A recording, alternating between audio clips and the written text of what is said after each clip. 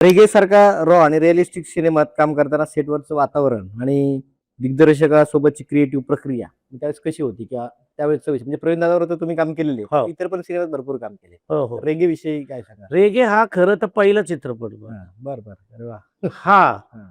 म्हणजे अभिजित पानसे हम्म. त्याचे दिग्दर्शक आणि त्याचे संवाद आणि स्क्रीन प्लेला प्रवीणनी केले होते. बरं. तो पहिला सिनेमा आयुष्यातला म्हणजे मी केलेला पण पहिला सिनेमा आणि रिलीज झालेला पण पहिला सिनेमा. त्याच्यातलं जे कॅरेक्टर होतं ते एम बाई म्हणजे ते एम बाई मग पिट्याबाई हा असं झालं. म्हणजे बाई बाई येते बाई बाई बाई बाई ते पुढं तर ती प्रक्रियेपेक्षा आहे ना तो तो जो रोल होता तर ते आपल्याला आता कसं आहे पटापटा बोलायचं असतं. बरोबर. जसं तू पिट्याबाई बघितला तर तो बोलतो ना हे गप्पा हे करेक्ट त्याच्या अपोजिट ते कॅरेक्टर होतं रेगेचं. ते रेगेचं कॅरेक्टर निम्मा वेळ अख्ख्या पिक्चर भर असंच आहे. कोणी काय बोललं की म्हणजे हा हा आणि ना आता तुलाही माहिती आहे इतकी वर्ष तुझा एक्सपिरियन्स आहे. अंडर प्ले करणं लय अवघड असतं. डायलॉग पटापटा बोलतं तरी येतात. पण आपण बोलणार आहे आणि आपण कायम एवढंच हा कुणी काय विचारलं काय निघ बस आणि दुसरं हे बस रे हे लवकर तर हे मला अभिजित पानसेंनी सांगितलंय बघ आपला जो स्वभाव आहे तसा हा हे कॅरेक्टर नाही. तर ते कमी बोलतं तर मला त्यांनी एक उदाहरण दिलं म्हणलं तुला एक नेहमी आपण बघ कॅरेक्टर बघत असतो अशी मला म्हणला तुला रघुवरन माहितीये का शिवा शिवा आता शिवा बघितलेला होता कॉलेजच्या काळात नाही का चैन बिन अरे ना म्हणलं शिवा म्हणला मग तो कसा आहे हा मला हा हे असं साधारण आहे तो शिवा बघ फार कमी बोलताना दाखवलं.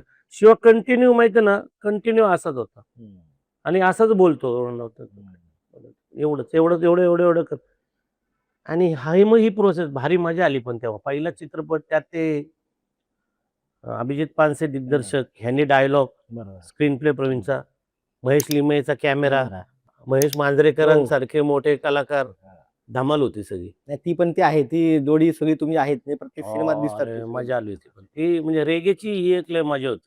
आणि आता काय होतं की प्रत्येक सिनेमात तुम्हाला एक ग्रे शेड मिळते ना की वेगळीच काहीतरी भूमिका काही असते ठिकाणी तुमची. म्हणजे प्रत्येक सिनेमात तुम्हाला वेगळे कॅरेक्टर मिळतं पण त्याचं तुम्ही सोनं करता. म्हणजे बऱ्याच वेळा प्रेक्षकांकडे मी जरी त्याला प्रेक्षक असलो तरी थिएटरमध्ये गेला मी प्रेक्षक असतो. पण तो आपण पाहतो की प्रत्येकाचं काम कसं आहे. मग त्याच्यासाठी तुम्ही विशेष काय प्रयत्न करता किंवा काय अभ्यास करता आजूबाजू समाजातून काय शोधता नक्की त्या कॅरेक्टर? कलाकार काय करतो दुसरा प्रयत्न नाही करत. आता मी ते जर का तुला असं काही सांगायला गेलो ना मी प्रचंड त्याच्यावरती असा विचार करतो आणि मी अभ्यास ते आहे ना खोटं वाटेल गप काही सांगतात तसलं काही नाही. तर एक आहे पण कुठलाही कलाकार हा रोज त्याचे डोळे आणि कान आहे ना उघडे पाहिजे.